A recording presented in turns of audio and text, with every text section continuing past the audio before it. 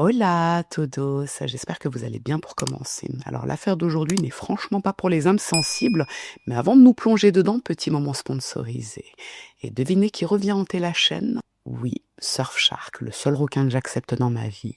Bon, on connaît la chanson, un VPN ça protège tes données, ça te permet de changer de localisation et surtout, ça te permet d'accéder à du contenu bloqué, genre les séries dispo partout sauf chez toi. Ça on connaît, accéder à Dexter en toute quiétude, on aime bien. Mais Surfshark, c'est pas juste un VPN, c'est le genre d'ami discret qu'on veut tous avoir. Celui qui ne répète jamais rien et qui veille sur toi. Il est no-log, donc il ne garde rien de ce que tu fais et il protège tes données personnelles. Il agit comme un bouclier numérique, on va dire. C'est-à-dire qu'il chiffre toutes tes données pour que personne ne puisse mettre la main sur tes infos personnelles. D'ailleurs, il y a une nouvelle fonctionnalité qui permet dorénavant de scanner les emails frauduleux. C'est une extension à installer sur votre navigateur, donc vous êtes ultra protégé. Et il fonctionne sur un nombre illimité d'appareils. Illimité, les gars. En plus, l'application est hyper simple. Je vous montre, en 3 clics, t'as changé de pays. Regardez, là, je suis connecté depuis New York. Et dans la vraie vie, je n'y suis pas, n'est-ce pas? Et maintenant, le moment que les radins du web adorent. Avec mon code Bookassin, t'as 4 mois offerts sur ton abonnement, plus une garantie de remboursement pendant 30 jours. Donc tu testes, tu vois, et si t'aimes pas, tu pars, sans te faire pirater. Ce qui a peu de chance d'arriver entre nous. Je vous laisse le lien en description. Allez-y les gars, téléchargez et protégez-vous. Merci Surfshark. Ce que je vous propose à présent, c'est de cesser les digressions ici et maintenant. Je vous laisse vous installer tranquillement et puis je vous dis à tout de suite. طالبين الاعدام وخلاص. طالبين الاعدام طالبين الاعدام طالبين الاعدام بس كلكم كده احنا طالبين منه الاعدام. عايز تقول ايه يا حاج؟ عايز اقول ايه طالب الاعدام بس زي ما عمل فيها طالب الاعدام عشان ارتاح. Pour l'affaire d'aujourd'hui, direction l'Égypte, et plus précisément Gizeh. Cette ville de 4,5 millions d'habitants est collée au Caire sur la rive gauche du Nil et elle représente l'un des plus gros pôles urbains du pays. Et c'est dans cette ville que va se jouer l'un des drames les plus récents du pays. Shaima Gamal est née en janvier 1980 à Gizeh et elle est l'enfant unique de Haja Magda et Kamel Gamal. Mais ses parents ont divorcé après 3 ans de mariage alors que Magda était enceinte de Shaima. Après son divorce, Magda s'est remariée à un dénommé Oussama Fikri et contrairement aux préjugés sur les beaux-pères à l'époque, Oussama a pris en charge Magda et la petite Shaima sans aucun problème. C'était apparemment un homme bon, charismatique et respecté de tous. Bon, faut dire aussi que le père biologique de Shaima ne s'est jamais vraiment occupé d'elle. Alors lui aussi a refait sa vie, il a eu un fils, Ikrami, et il a d'une certaine façon abandonné sa fille. Même pas d'une certaine façon en vrai, il l'a complètement abandonnée. Pour en revenir à Shaima, depuis son plus jeune âge, elle a toujours été très différente des autres enfants de son entourage. On dit d'elle qu'elle était très curieuse et toujours attentive à tout ce qui l'entourait. Dès que quelque chose la tracassait, elle posait des questions et elle allait chercher l'information par elle-même, pour comprendre. Sa mère et son beau-père étaient très amusés par son caractère et ils se disaient même qu'elle ferait une excellente journaliste plus tard. Et ils ne se sont pas trompés. Après l'obtention de son baccalauréat, Shaima décide de poursuivre des études supérieures en journalisme. Alors on ne sait pas quelle université elle fréquente, mais elle excelle dans ses études. Elle obtient son diplôme sans aucune difficulté et à partir de là, elle fait ses premières apparitions à la télévision. Son nom commence rapidement à circuler, son visage devient petit à petit familier pour les Égyptiens, jusqu'au jour où elle décroche enfin sa propre émission, Al-Mushariba. C'est une émission qui aborde des sujets polémiques et populaires, et ça c'est un tournant majeur dans la carrière de Shaima. Mais on va revenir dessus plus tard. Côté sentimental, Shaima se marie une première fois en 2008 avec son premier amour, Tamer, avec qui elle a une fille en 2010, Jenna, mais le couple finit par divorcer en 2011. Après cet échec, on va dire, elle se marie une seconde fois avec un médecin dont on a peu d'informations là aussi, mais de toute façon, cette union ne dure que quelques mois. Et ça n'a aucun rapport avec l'affaire d'aujourd'hui. Bon, de toute façon, Shaima est passionnée par son travail, elle s'y consacre corps et âme, en plus de l'éducation de sa fille. Cela dit, elle ne reste pas longtemps célibataire, puisqu'en 2016, elle fait la connaissance de celui qui va bouleverser son existence, Ayman Agag. Ayman Agag est né en mai 1970 et au moment où il rencontre Shaima, il exerce la fonction de juge au Conseil d'État égyptien. C'est du très lourd, les gars. Lui et Shaima se rencontrent lors d'une émission télévisée autour du mariage des mineurs. Et c'est Ayman, dans sa qualité de juge, qui est l'invité spécial de cette émission. Et tout se passe bien. Ayman est éloquent, il est pertinent. Et Shaima mène parfaitement bien son émission. Mais après le tournage, Ayman lui demande son numéro de téléphone portable au motif qu'il souhaite avoir une copie de l'émission avant sa diffusion officielle. Et Shaima accepte, parce que c'est pas un problème. Et de toute façon, elle a l'habitude que certains invités avec des postes importants gardent le contact avec elle justement par rapport à leur droit à l'image. mariage. D'ailleurs, Ayman est un homme assez connu en Égypte, mais pas par rapport à son poste de juge. C'est un homme marié qui est père de 3 enfants, mais il est surtout connu à cause d'un événement tragique qui a touché sa famille quelques années plus tôt. En février 2012, son unique fils, Mohamed, est mort pendant ce qu'on appelle le drame ou les événements tragiques de Port Saïd. Alors rassurez-vous, moi non plus je savais pas du tout ce que c'était, même si je pense que certains doivent le savoir, donc je vais vous expliquer ça rapidement. Le 1er février 2012, à l'occasion d'un match de foot au stade de Port Saïd, des supporters ont envahi le terrain et il y a eu de violents affrontements. Apparemment, c'est souvent le cas lors de matchs de foot en Égypte, surtout quand il s'agit de matchs importants. Et ce soir-là, le bilan a été dramatique, puisque 74 personnes sont mortes et 150 ont été blessées. Et parmi les morts, il y avait le fils d'Ayman. Voilà, ça c'était le petit aparté pour vous expliquer pourquoi cet homme est aussi connu en Égypte. Pour en revenir à Shaima, à partir du moment où elle donne son numéro à Ayman, après l'émission, il la bombarde de messages. Alors au début, ce sont des messages innocents, mais on sait que ça commence toujours comme ça, et rapidement il lui fait la cour. Il lui dit que c'est une belle femme, qu'elle est talentueuse, qu'elle mérite le meilleur. Bref, on connaît la chanson. Et Shaima se laisse séduire. Malgré les risques de cette relation, Ayman est un homme marié qui a beaucoup de pouvoir. Donc si ça tourne mal entre eux, elle pourrait risquer gros, notamment sa carrière. Mais sur le coup, elle ne réfléchit pas, ou alors très peu. Et puis Ayman semble vraiment déterminé. Il lui dit que depuis leur rencontre, il n'a plus jamais cessé de penser à elle. Et comme il la respecte, il ne veut pas d'une simple relation hors mariage. Non, il veut l'épouser. Et pour ceux qui suivent assidûment mes affaires égyptiennes, je pense que vous savez à présent quel type de mariage il lui propose, vu qu'il est déjà marié. Alors, voilà, un mariage hors fille. Un mariage hors fille, c'est une union coutumière, c'est-à-dire un contrat privé signé par les 2 partenaires avec parfois 2 témoins, mais qui n'est pas enregistré officiellement par l'État. C'est pas la même chose qu'un mariage dit religieux, un halal, parce que dans ce cas-là, il s'agit d'un vrai mariage selon la religion. Imam, témoin, dot, etc. Là, le mariage hors fille, c'est une union plus informelle, on va dire ça comme ça. D'ailleurs, c'est même contesté par les juristes musulmans. En fait, ça ressemble davantage à une liaison, avec une bonne conscience. Si je vous dis pas de bêtises, c'est surtout pratiqué en Égypte, parce que j'ai jamais entendu parler de ça en Algérie, donc bon, je sais pas s'ils le font également, mais si des Nord-Africains passent par là, n'hésitez pas à nous éclairer sur cette pratique. Merci. Du coup, Shaima accepte le mariage hors fille, mais sa mère refuse. Magda ne cautionne absolument pas cette union. Déjà, cet homme a 10 ans de plus que sa fille. Et puis un mariage hors fille, Shaima mérite mieux que ça quand même, non ?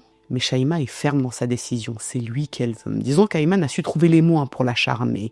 Et puis c'est pas n'importe qui, c'est quand même un juge au Conseil d'État. Il a du charisme, il a du pouvoir, il a de l'argent et il sait lui parler. En 2016, quelques mois après leur rencontre, Shaima et Ayman se marient en toute discrétion. La mère et le frère d'Ayman sont présents et du côté de Shaima, il y a sa mère, son beau-père, sa fille et 2 de ses tantes maternelles, Samia et Khouloud. En soi, même si c'est un mariage hors fille, donc un mariage, on va dire, discret, les familles sont impliquées. Mais pour le reste, personne ne sait que ce mariage a eu lieu. Et puis, dans le fond, pour Shaima, c'est pas plus mal que ça que ce mariage reste secret, parce qu'elle a une certaine liberté de ton dans son travail qui pourrait nuire à son époux. Le fait que ce mariage reste secret pour le moment, ça évite à Ayman d'être montré du doigt en quelque sorte. Parce que bon, un juge au Conseil d'État qui est marié avec une journaliste qui n'hésite pas, on va dire, à aborder des sujets polémiques à la télé, ça pourrait se retourner contre lui. Pour vous donner quelques exemples, Shaima s'attaque généralement, voire uniquement, aux sujets tabous en Égypte. Dans son émission, elle aborde des sujets comme la situation des immigrés subsahariens, le mariage des mineurs ou encore le trafic d'organes. D'ailleurs, elle s'est même infiltrée dans un réseau en se faisant passer pour une vendeuse d'organes. Et là, les plus assidus pensent à l'affaire Ahmed Saad, n'est-ce pas ? Grâce à son émission, 25 médecins impliqués dans ce type de trafic ont été arrêtés. Alors je pense que son travail, c'est un peu l'équivalent de ce que fait Élise Lucet en France, mais je crois pas qu'elle s'infiltre, Élise Lucet. Non, je crois pas. Bon, je sais pas. Toujours est-il qu'en juillet 2017, Shaima lance un numéro spécial dans son émission, mais sur le trafic de drogue cette fois. C'est très sensible ça comme sujet, mais dans n'importe quel pays du monde, j'ai envie de vous dire.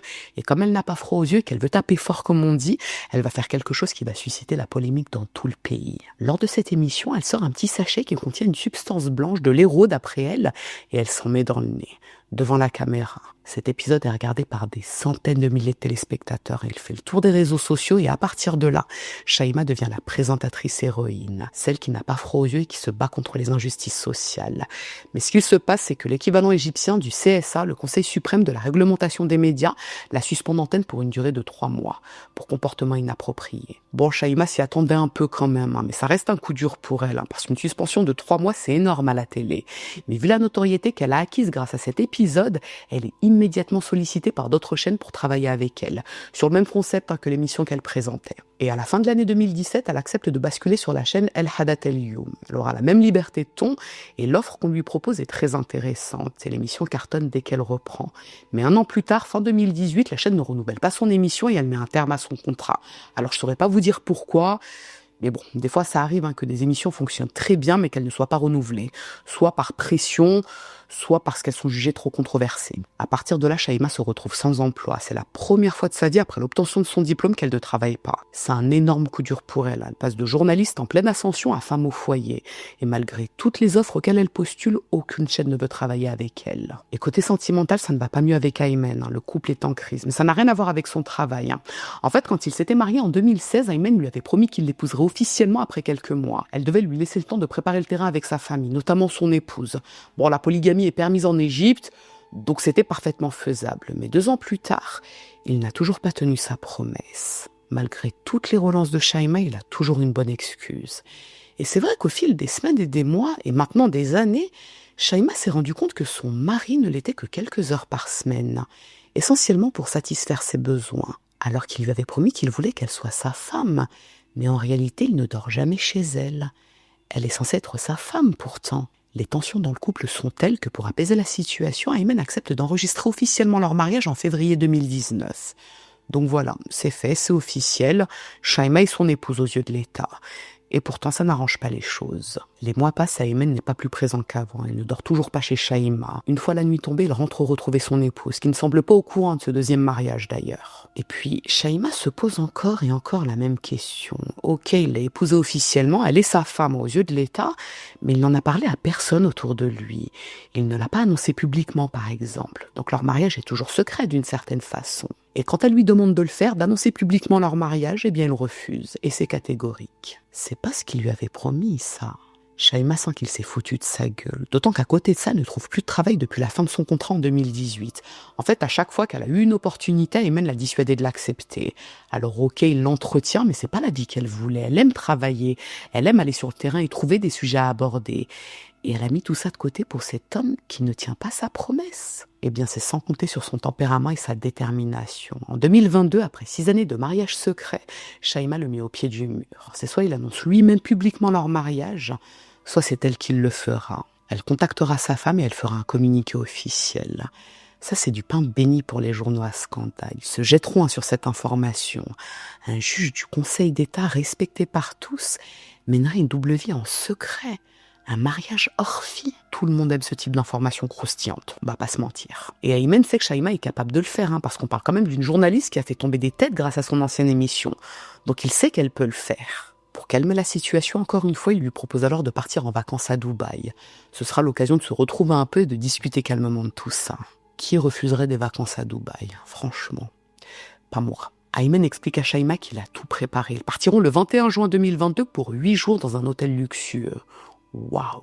10 jours avant leur départ, Shaima appelle sa mère pour prendre de ses nouvelles et surtout pour lui parler de ses vacances à Dubaï. Elle est toute excitée.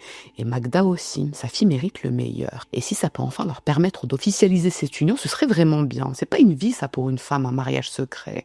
Ça ressemble davantage à une liaison qu'à une union légitime. C'est pas le genre de vie qu'elle veut pour sa fille, Magda. Shaima, de son côté, a tout planifié également. C'est sa tante Rouloud qui restera chez elle pour s'occuper de sa fille, Jenna, qui est à présent âgée de 12 ans. Les jours passent et la veille du départ, donc le 20 juin, Rouloud se rend chez sa nièce pour y passer la nuit. Vers 11h du matin, Shaima informe sa tante qu'elle doit se rendre chez le coiffeur pour se faire une petite beauté avant son départ. Elle sera de retour à 15h avec Aymen pour déjeuner. Ok, Shaima part. Mais arrivée 15h, elle n'est toujours pas de retour. 16h, toujours pas de Shaima. Sa tante l'appelle sur ses 2 téléphones, le perso et le pro, mais ils sont éteints. Rouloud trouve ça tout de suite étrange. Shaima n'éteint jamais ses téléphones. Même quand elle était en plein live pour son travail, elle n'a jamais éteint ses téléphones, au cas où il y aurait une urgence. Rouloud demande alors à Jenna d'appeler Aymen pour savoir si Shaima est avec lui, mais ce qu'il leur répond, c'est que Shaima n'est pas avec lui. Là, il est en réunion professionnelle, il ne peut pas trop parler, mais il promet à Rouloud qu'il la rappellera dès qu'il a fini. Et c'est ce qu'il fait. 1 heure plus tard, environ, Aymen rappelle Rouloud et Jenna et il leur demande si elles ont eu des nouvelles de Shaima. Mais c'est pas le cas, ses téléphones sont toujours éteints et elle n'a rappelé personne. Ce qu'Aymen leur dit, c'est que lui non plus n'arrive pas à la joindre et ça lui ressemble pas du tout, ça. D'autant qu'ils devaient se rejoindre dans l'après-midi. Ayman se rend aussitôt chez Shaima et à partir de là, à la demande de Khouloud, il contacte toutes les personnes influentes qu'il connaît pour leur demander de l'aide. Il appelle notamment le ministre de l'Intérieur et plusieurs procureurs de la région. Bon, j'imagine que là, vous vous demandez sans doute pourquoi alerter toutes ces personnes alors qu'officiellement, Shaima n'a disparu que depuis quelques heures, 1 heure ou 2. Peut-être que ses téléphones sont déchargés, ça peut arriver. Eh bien, en réalité, si, c'est très inquiétant. Comme je vous l'ai dit, Shaima a souvent travaillé sur des sujets sensibles. Elle a fait tomber des têtes importantes. Et depuis plusieurs années, elle est victime de menaces de mort assez régulièrement. Et notamment à cause d'une affaire qui a bouleversé le peuple égyptien quelques années plus tôt et qu'on a surnommé les événements de Khardaza. Khardaza, c'est une petite ville dans le gouvernorat de Gizeh qui est surtout connue pour son artisanat. Alors, le 14 août 2013, peu après la destitution de l'ancien président Mohamed Morsi, des militants armés ont pris d'assaut le commissariat de la ville. Ils ont tué 12 policiers et 2 civils avant d'incendier le bâtiment et de mutiler certains corps. Quelques semaines plus tard, le 19 septembre, l'État a lancé une vaste opération militaire pour reprendre le contrôle de Khardaza, puisque le soulèvement était de plus en plus violent. Et pendant cette opération, l'un des plus hauts gradés de l'armée, Nabil Farag, est mort, ce qui a amené à de nombreuses arrestations. Les années qui ont suivi, le pays a été marqué par une série de procès très médiatisés. Mais en 2015, 183 militants ont été condamnés à mort pour leur implication dans cette attaque. Et pour info, il s'agit de l'un des plus grands procès dans l'histoire du pays. Quel rapport avec Shaima, me direz-vous ? Eh bien, il y en a un puisqu'elle a été l'un des témoins clés durant ce procès. Pour vous donner une idée de l'ampleur de cette affaire, les témoins étaient placés sous la protection de l'État à l'époque parce qu'ils étaient menacés de mort. Bon, là, je pense que vous comprenez pourquoi la tante de Shaima s'est rapidement inquiétée, sans parler de toutes les têtes qu'elle a fait tomber avec son émission Mouchariba. Peut-être que les personnes qui lui veulent du mal l'ont reconnue dans la rue.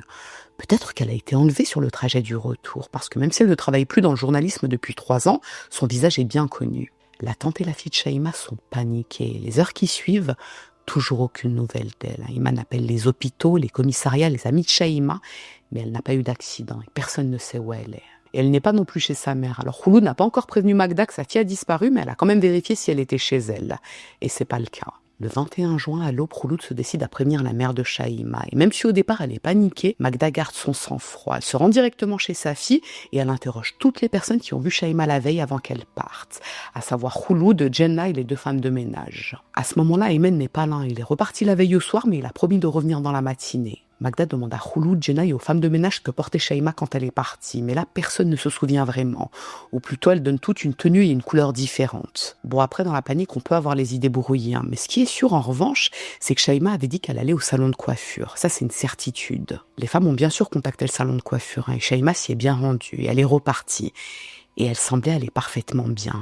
Là, la petite Jenna va voir sa grand-mère et elle lui dit qu'elle doit lui montrer quelque chose de très important. La fillette a sur son téléphone portable un lien direct pour accéder aux images prises par les caméras de surveillance devant la maison. Et justement, elle possède les images prises la veille. Elle montre les images à sa grand-mère et qu'est-ce qu'on y voit ? Vous aimeriez que je vous le dise, n'est-ce pas ? Eh bien, on verra ça un peu plus tard. Toujours est-il que Magda voit les images et elle demande à Jenna de ne surtout rien raconter à personne. Vers 7h30 du matin, tandis que les femmes continuent d'appeler leurs proches pour savoir si quelqu'un sait où se trouve Shaima, Ayman arrive à la maison comme il l'avait promis la veille. Et là, Magda se jette sur lui pour comprendre ce qu'il s'est passé. Où est sa fille ? Est-ce qu'ils ont eu des problèmes dernièrement ? Est-ce qu'elle aurait décidé de partir quelque part pour s'isoler et réfléchir ? Non, rien de tout ça. Ayman jure que tout allait bien entre eux. Cela dit, il a dû annuler leurs vacances d'aujourd'hui. Et quand il l'a annoncé à Shaima la veille, elle l'a pas mal pris. Elle n'était pas bouleversée par ça. Tout allait bien entre eux. Promis. Ok, pourtant Shaima s'était rendue au coiffeur justement pour ce voyage. Elle voulait se faire une petite beauté avant d'embarquer. Donc pourquoi aller chez le coiffeur dans ce cas-là ? Quand Ayman dit à Magda qu'il a annulé le voyage et que Shaima était au courant, eh bien pour Magda il y a quelque chose qui cloche. Sa fille l'aurait forcément prévenue si le voyage avait été annulé, elle lui raconte tout. Et là, bizarrement, elle ne lui a rien dit. Magda demande à Ayman de la conduire au commissariat pour signaler la disparition de sa fille au plus vite. Mais il lui répond qu'il l'a déjà fait. Donc c'est pas nécessaire de le refaire. Sauf que Magda insiste et elle appelle même ses neveux pour l'accompagner. Alors autant vous dire qu'Ayman ne peut pas l'empêcher d'y aller, puisque il va pas se mettre devant tous ces gaillards et l'empêcher d'aller au commissariat. Donc Magda s'y rend aussitôt avec Ayman. Et en arrivant, quelle n'est pas sa surprise de découvrir qu'en réalité, aucun signalement de disparition n'a été déposé par Ayman la veille. Tiens donc, Magda est très surprise et paniquée également.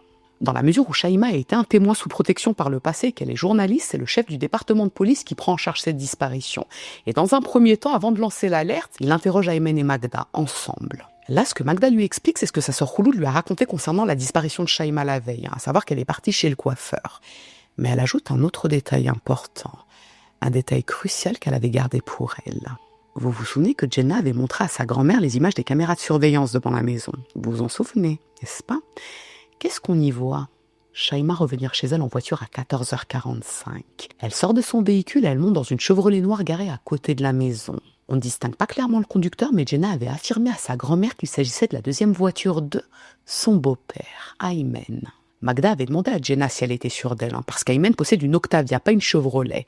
Mais la petite avait été formelle, c'est bien sa voiture. Quand Magda montre la vidéo au chef du département, Aymen est décomposé. Mais il ne peut pas nier. Donc oui, c'est bien son deuxième véhicule qu'on voit sur les images. Mais ce n'est pas ce qu'on croit. Il va bien sûr tout nous expliquer, n'est-ce pas? Ce qu'Aymen raconte, c'est qu'il a effectivement croisé Shaima la veille quand elle est rentrée chez elle à 14h45. Lui stationnait devant la maison puisqu'il l'attendait, mais elle lui a demandé de la déposer à la banque pour retirer de l'argent. 15 000 livres, c'est environ 270 € parce qu'elle voulait acheter une télé avec.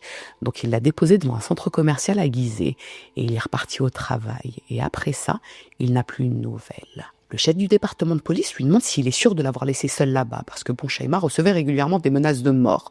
Elle aurait pu être en danger. Mais Aymen confirme, il l'a bien laissée là-bas à sa demande. Le chef du département demande aussitôt à plusieurs patrouilles d'aller ratisser la zone. Et il congédie Aymen et la famille de Shaima. Il leur explique qu'il les recontactera plus tard quand il y aura du nouveau.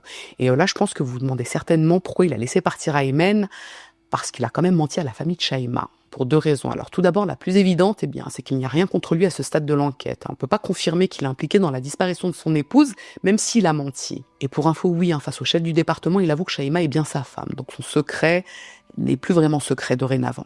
Et la deuxième raison, c'est qu'Aymen bénéficie d'une immunité par rapport à ses fonctions. C'est quand même un juge du Conseil d'État. Donc disons que pour arrêter une personne aussi importante, il faut vraiment avoir des preuves concrètes. Pour en revenir maintenant à l'équipe de policiers chargés de ratisser la zone où se trouve le centre commercial, les recherches ne donnent absolument rien. Il n'y a aucune trace de Shaima nulle part. Cela dit, les policiers récupèrent les images des caméras de surveillance du centre commercial et ils vérifient minutieusement la journée du 20 juin. C'est très long, c'est très fastidieux puisqu'il faut repasser les vidéos encore et encore pour s'assurer de n'avoir rien loupé. Mais le constat final, c'est qu'Aymen n'a jamais déposé Shaima au centre commercial. Les enquêteurs vérifient également les caméras de sécurité de la route qui mène au centre commercial et le constat est le même. La voiture d'Aymen n'apparaît sur aucune image. Et les jours qui suivent, l'enquête n'avance pas malgré les relances de la famille de Shaima et les appels à témoins. C'est comme si elle s'était tout bonnement volatilisée. Sauf que, le 29 juin, donc 9 jours après la disparition de Shaima, un homme de la quarantaine du nom d'Houssen El Garabli se présente au commissariat de Gizeh pour leur faire des révélations.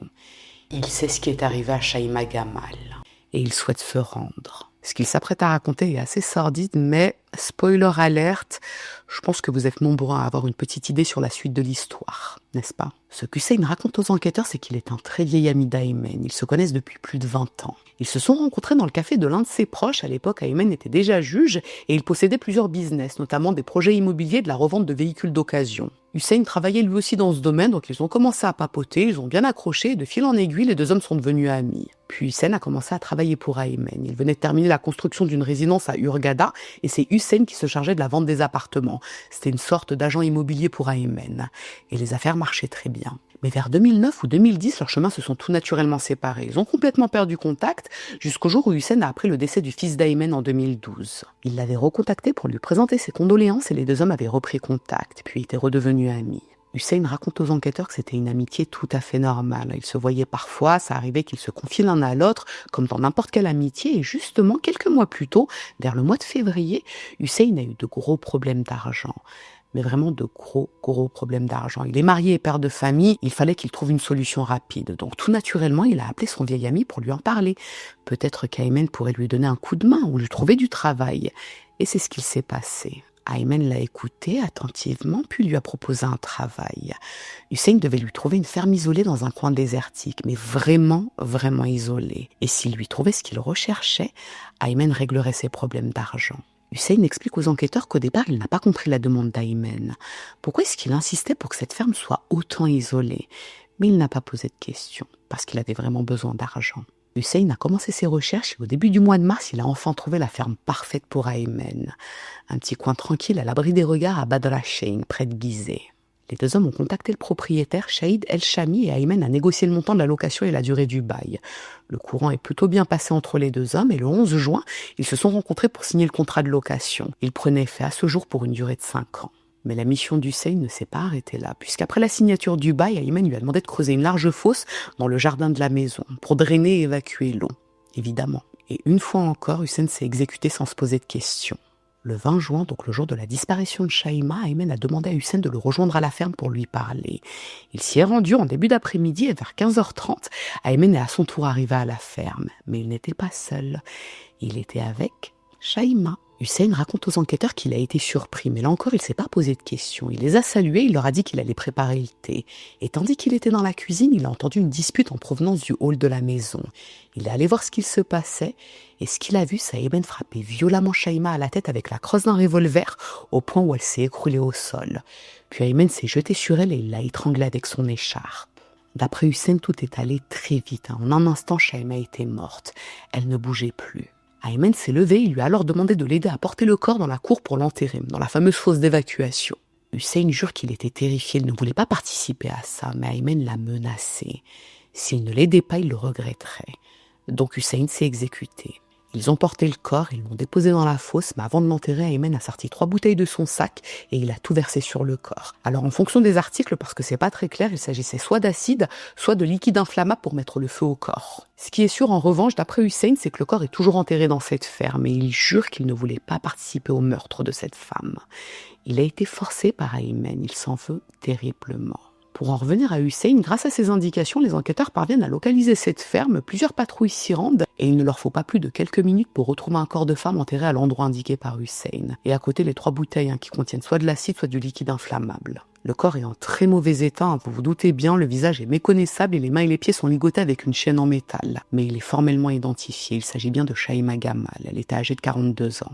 Le corps est transporté au centre médico-légal pour être autopsié et d'après le médecin légiste, Shaima présente plusieurs traces de coups au niveau de la tête fait avec un objet lourd et la cause de la mort est la strangulation. Ce qui rejoint les déclarations d'Hussein. Mais le problème qui se pose pour les enquêteurs à ce stade, c'est qu'Aymen ne peut pour le moment pas être interpellé. Et pourquoi, me direz-vous ? Tout simplement parce qu'il bénéficie toujours de son immunité en raison de sa fonction. Donc une demande doit d'abord être faite au parquet pour que son arrestation soit autorisée. C'est assez délicat comme situation et je vous laisse imaginer le choc de la famille de Shaima quand elle est informée de son décès ou plutôt de son meurtre. On leur dit qu'une personne s'est rendue, qu'elle est passée aux aveux et qu'elle implique directement Aymen, mais qu'il ne peut pas être arrêté pour le moment. C'est terrible. Alors je vous cache pas qu'au départ tout le monde pensait que Shaima avait sans doute été enlevée par rapport à ces enquêtes polémiques, ou par rapport à ce procès-là, vous savez, quand elle avait dû témoigner en tant que témoin clé. Et même si Magda avait eu un doute par rapport aux images des caméras de surveillance de la maison, vous savez, celles où on voit Shaima monter dans la voiture d'Aymen, il n'empêche qu'elle était loin de s'imaginer qu'il lui aurait fait du mal. La tuer ? Et pourquoi ? C'est ça la question. Pourquoi Aymen l'aurait tué ? Les enquêteurs ont bien sûr posé la question à Hussein, mais il affirme qu'il n'en sait pas plus. Alors lui, on va dire qu'il minimise au maximum sa participation dans cet assassinat. Ce qu'il raconte, c'est qu'il a été forcé, il ne savait pas qu'Aymen comptait tuer cette femme, il y a participé malgré lui. Sauf que pour les enquêteurs, il ment. Ou tout du moins, il n'a pas tout dit. D'autant que la police a retrouvé quelques éléments fort intéressants à son domicile, comme un ticket de caisse d'un magasin de bricolage en date du 18 juin, soit 2 jours avant l'assassinat de Shaima.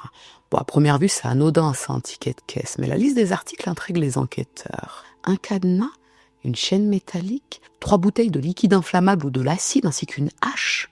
Tiens donc, est-ce qu'Hussein ne serait pas un peu plus impliqué que ça dans cet assassinat, le bougre ? Parce que bon, souvenez-vous qu'on a retrouvé le corps de Shaima ligoté et à proximité 3 bouteilles de liquide inflammable ou de l'acide. Les enquêteurs se rendent au magasin de bricolage et ils interrogent les 2 vendeurs, Hamdi et Ahmed, et les 2 hommes se souviennent parfaitement d'Hussein, et mieux encore. Ils affirment que le 18 juin, il n'est pas venu seul faire ses achats. Non, il était accompagné d'un homme qui avait environ le même âge que lui. Et par chance, la boutique dispose de caméras de sécurité dont les images n'ont pas été supprimées.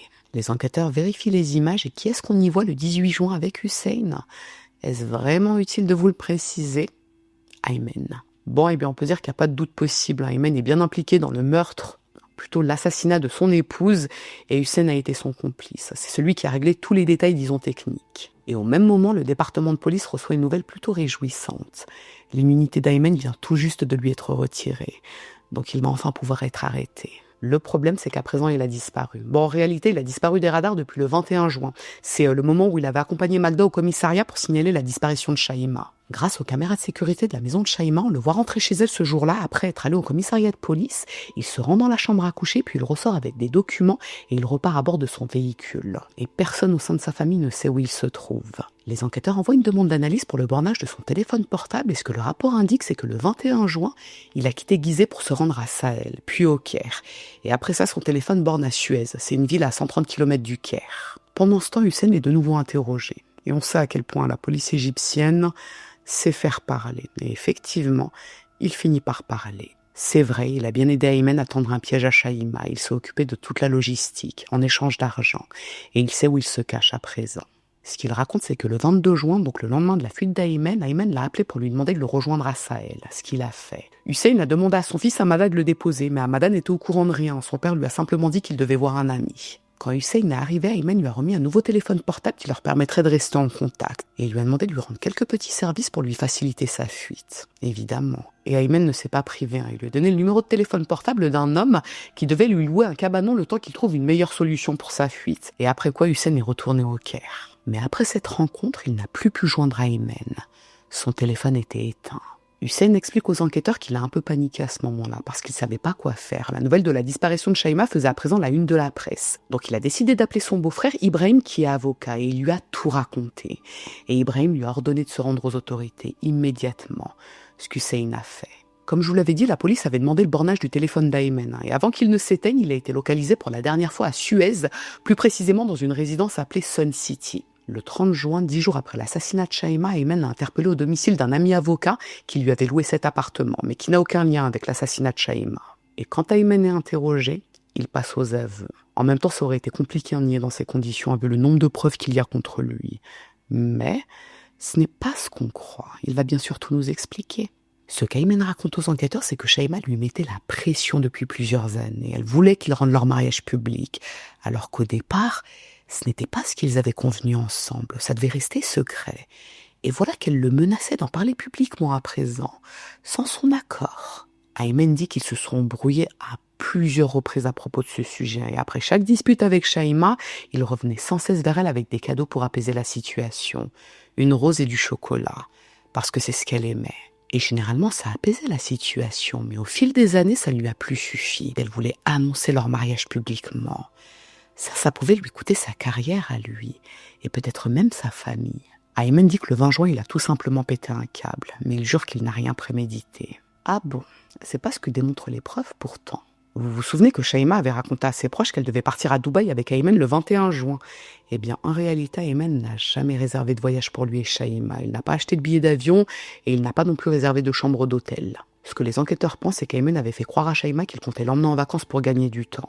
Si elle croyait qu'Aymen lui avait offert des vacances à Dubaï, eh bien, elle ne chercherait pas à rendre public leur mariage, le temps qu'il organise son assassinat. Et quand on y pense un peu, les gars, Aymen a failli commettre le crime parfait, non ? Shaima avait reçu tellement de menaces de mort que personne n'a soupçonné Aymen au départ. Tout le monde pensait qu'elle avait été enlevée, soit à cause de ses émissions, soit pour son témoignage pour les événements de 2013. Sauf qu'Aymen avait oublié un détail crucial, les caméras de sécurité de la maison de Shaima. On ne dit pas que le diable se cache dans les détails, justement. Les déclarations d'Hussein et les preuves recueillies prouvent qu'il a agi avec préméditation, depuis plusieurs mois au moins. Mais ce qui intrigue les enquêteurs, en réalité, c'est le mobile. Tuer sa femme parce qu'elle menace de rendre public leur mariage. Ça, c'est un mobile délirant, non ? Aymen et Shaima étaient mariés depuis 6 ans. Tuer la femme avec qui on est marié depuis 6 ans pour ça ? Est-ce qu'il n'y aurait pas autre chose derrière ? Quand Aymen avait pris la fuite le 21 juin, vous vous souvenez qu'il était d'abord retourné chez Shaima pour récupérer des documents dans sa chambre.